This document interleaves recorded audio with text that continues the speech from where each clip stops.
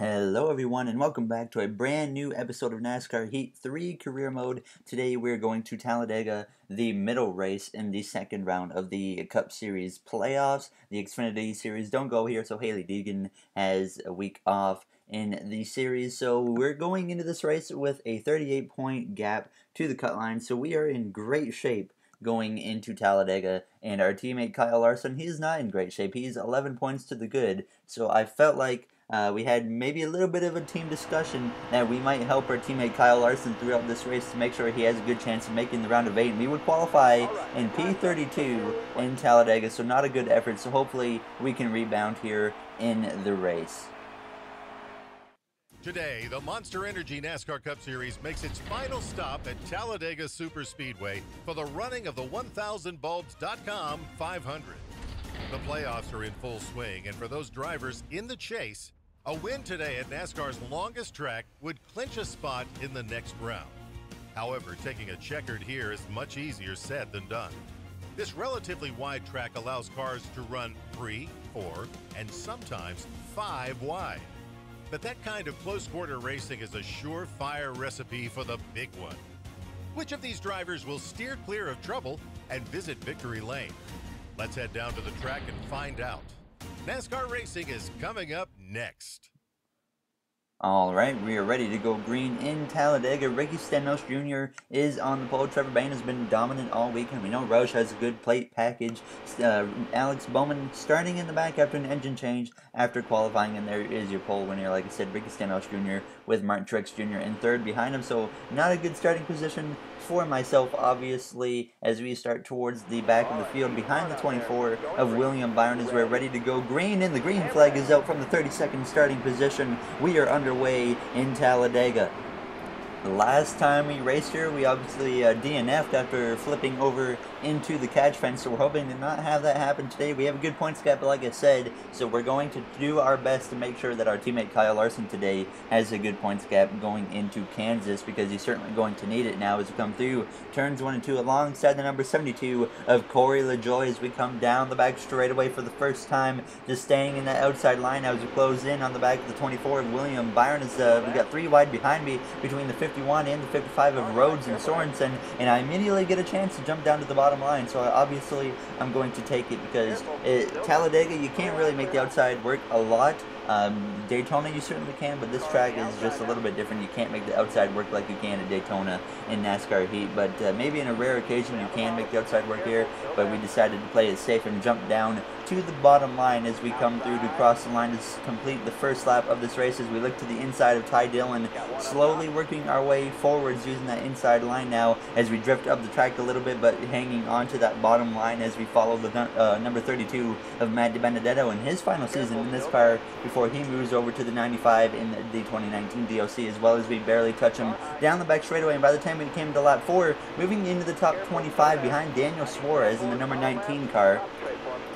As we come through turns 1 and 2, looking to his inside now as we have a spin, and it's Reed Sorensen in the number 55 coming up the track, hitting his teammate and collecting Gray Galding and Alex Bowman as we have our first caution of the day and our first crash of the day here in Talladega. Certainly a track that we've had a fair share of incidents at, and Reed Sorensen ignites it today in Talladega now as we get ready to restart it from 21st, and that really took us to the halfway point of the stage with that caution. So certainly shortening up the stage for us now as we cross the line to hit just 7 laps to go in stage 1, trying to work our way towards the top 10 if we can. I believe I see our teammate of Kyle Larson up ahead on that top line, so we might have to help him out, but he's not going to need the help as he actually dives to the bottom and cuts the inside line off, checking us up, but it worked out well for him now as we sit P21 down the back straightaway behind the number 11 FedEx Toyota Camry of Denny Hamlin now as we come down the back straightaway.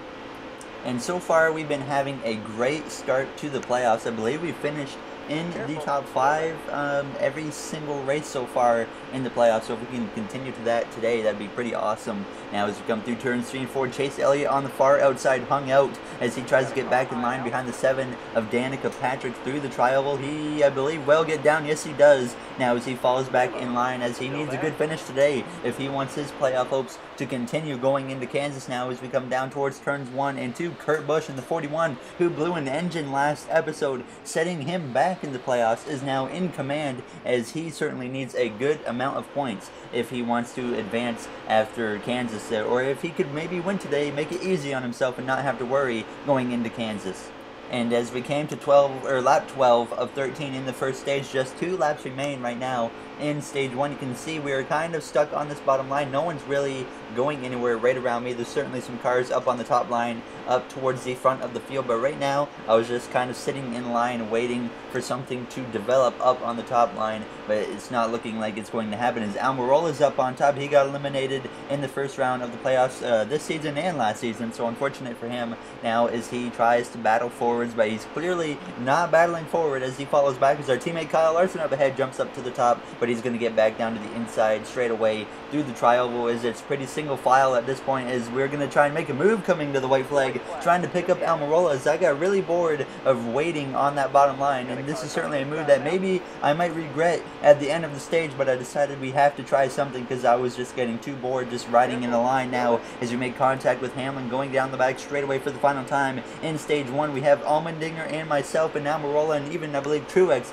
on this top line now as we head down towards turns 3 and 4, as Allmendinger drops down to the inside line as we continue to push the 10 of Almirola, as our teammate Larson has really no help unless we can get to him through turns 3 and 4, out of turn 4, down the front straightaway for the final time in the stage. Bubba Wallace now leads as he is in command. He won the last plate race and that's why he's got to the playoffs. Got eliminated though, but he will win the first stage as we come through the tri-oval to finish the stage in 13th. So a decent run after starting 32nd to start this race, so we are certainly in a good position to maybe work our way forwards. We would come to pit road, as I said. Bubba Wallace did win the stage, so really no playoff points for him, I guess, but we would take 4 tires, 2 cans of fuel, and restart on the inside line here in P13 as we get ready to go green once again. Stage 2 is underway, and here we go again in Talladega now as we try to get connected to our teammate Kyle Larson, who had some stage points in the first stage, so exactly what he needed. Now as we head down towards turns 1 and 2, a very short stage here in stage 2, just 10 laps at Talladega as we use that inside line. A little bit of a checkup behind the 11 of Denny Hamlin. Now as Trevor Bayne, it looks like he falls into line behind me, but jumps back up to the outside as Jimmy Johnson sits in my mirror behind me. He needs a good day as well as we jump up to the top line on the back straightaway, trying to make something work as Kurt Busch is hung out on the very top in the 3rd lane. And as we come down the back straightaway towards turn 3, make a little bit of contact with the back of the 10, and that's going to actually slow me up a little bit, and that allows a big gap between himself and I to be created now as Kurt Busch tries to get down in line, but he's certainly trying to keep the speed with the 10, but he finally loses the speed and gets cleared from the 10 and drops in line in front of me. So we give him a little bit of a shove coming through the tri-oval as we come through to complete the first lap in the 2nd stage. Now behind the 41 of Kurt Busch alongside the 48, 7-time champion of Jimmy Johnson, as Clint Boyer now is in the lead, who stole the victory last episode from myself after we finished 2nd once again for like the 7th time this season. Now as we come down the back straightaway, trying to get towards the top 10 as Boyer tries to hang on to the lead over Bubba Wallace as we head down towards turns 3 behind the 41 of Kurt. Now as the 21 of Menard looks to my inside. Certainly not a good start to the 2nd stage for Kurt Busch, as he is in need of as many points as possible if he wants to make this round of 8. And as we come through the tri-oval, still maintaining that 14th position as Almirola got hung out for a moment, but he comes back down in line as we cross the line, hit that 3rd lap, sitting down in P15, and I would get to the inside line, and obviously that would certainly be an advantage to myself, but as we come towards the later part of lap 3, running behind Menard still in 15th, trying to get to the inside of Kurt Busch as we come through the center of the corner, looking towards turns 4 now on the inside of the 41 of Kurt Busch. As we exit turn 4, we will get a caution, and we will be set up on the inside line. I couldn't find what caused the caution, but likely a spin from someone, probably Ricky Stenhouse Jr. or something, as we get ready to go green now through the trial as we're ready to start from P15. So Bubba Wallace in the lead once again as he tries to hang on to another stage victory as the green flag is back out. It is just 5 laps to go in stage 2 as we look to the inside of the 41 of Kurt Busch. His final few races in that 41 car as we head down towards turns 1. Who's going to be driving that car in the 2019 DLC? We'll see. We'll have to find out in a few more episodes now as we come down through turns 1 and 2. Kurt Busch drops down behind me in that inside line.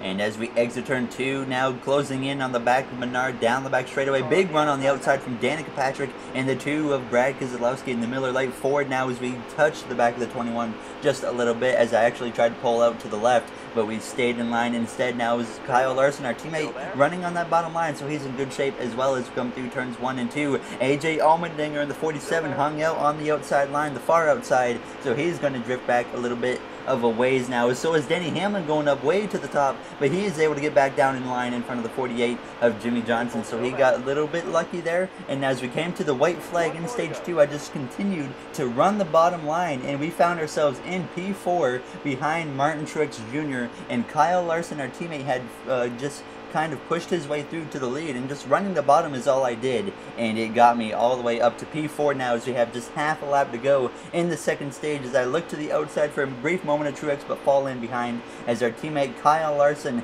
is in command as we head down through turns 3 and 4 for the final time in the second stage as I'm trying to make sure I help him as he looks like he might give up the stage win as Newman looks to his inside, and I'm going to get up there and at least try to give him a bit of a draft as we come down the front straightaway for the final time in stage 2 through the tri-oval, and it looks like Larson is in command, but I'm going to stay up on the outside anyways to make sure he hangs on with some draft, and he will win the second stage, and I will finish in the 4th position. So Kyle Larson is in great shape for this next race going into Kansas. His playoff chances are certainly very well to make it, but we're still going to try and at least help him throughout the rest of this final stage. And we would take 2 cans of fuel, and I decided to take 4 tires as well. Unfortunately, the AI would all take 4 tires as well.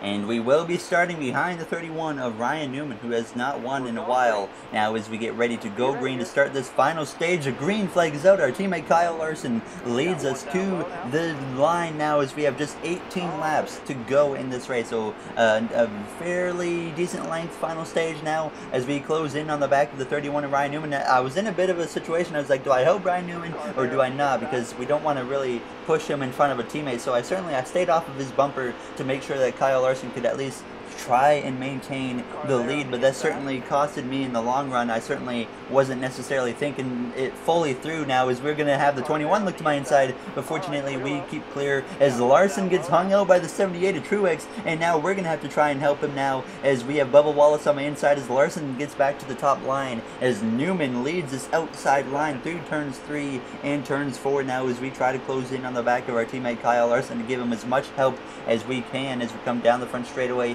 through the tri-oval as we're just going to continue to work together. Now that me and Larson have connected, we're going to try and work together as teammates throughout the rest of this final stage now as we come through down towards turns 1. Newman going to fall back down in front of us as he is in command through turns 1 and 2 as Ryan Newman looks to win here in Talladega. Certainly unlikely that Ryan Newman can hold on to a victory, but you never know when you go to Talladega.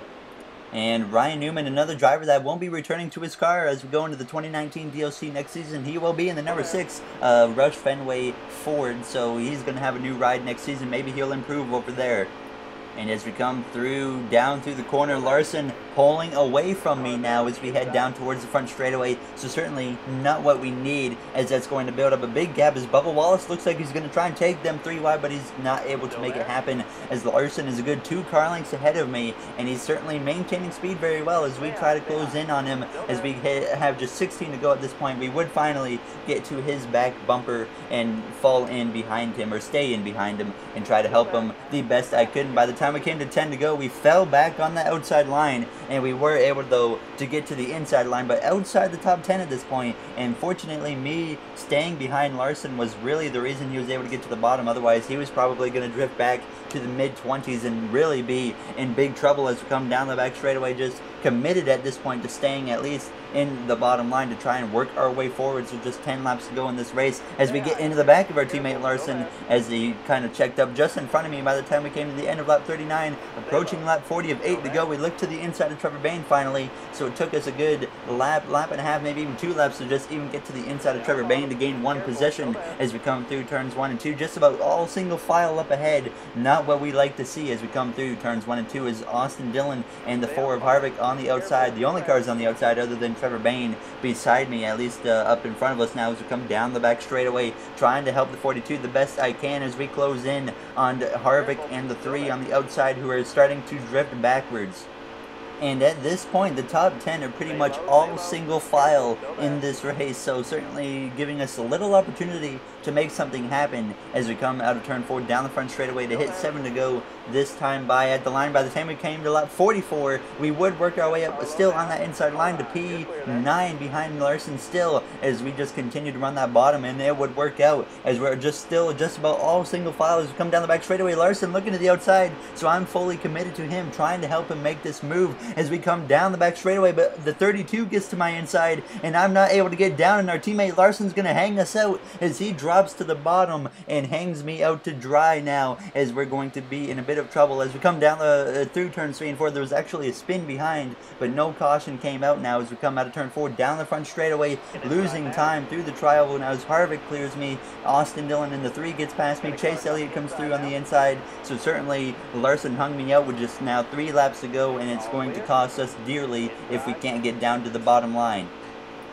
As Chase Elliott comes through to clear me and Danica Patrick would come through. We would finally, though, get to that bottom line by the time we came towards the final lap of this race. Now behind Austin Dillon, back into the 10th position, so back into the top 10 as white flag does come out. We are in position to at least get a top 10 out of this as our teammate Kyle Larson's in good shape as we look to the inside of the 3 of Austin Dillon, and we start to build up a large run with the draft from the 4 of Harvick as we close in on him quick, looking to the inside of Boyer, and we look to his inside of Harvick as we are very fastly coming down the back straightaways. We dive to the outside of Kurt Busch, closing in on the back of our teammate Kyle Larson, and I decide to settle in right here as we give him a huge shot to the bumper going down into turns 3 and 4. Ryan Newman in command through turns 3 and 4. I said earlier he likely wouldn't be able to win, but here he is proving me wrong as we come down the front straightaway for the final time in Talladega through the tri-oval now, as Ryan Newman is going to win in Talladega as we exit the trial. We're now looking to the outside of our teammate Larson, and we will finish 5th,